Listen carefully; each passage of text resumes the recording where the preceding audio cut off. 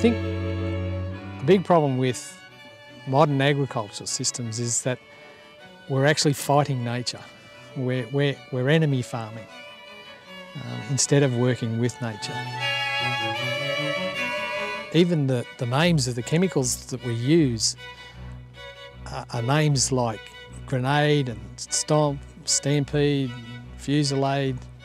You know, it's like the enemy's out there, and if we don't beat it, well, we're going to go broke and we're going to have to leave the land.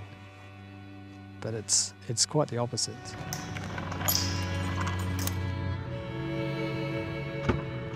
We're always worried about financial performance, and we always think that if we do less, we're going to be not having enough.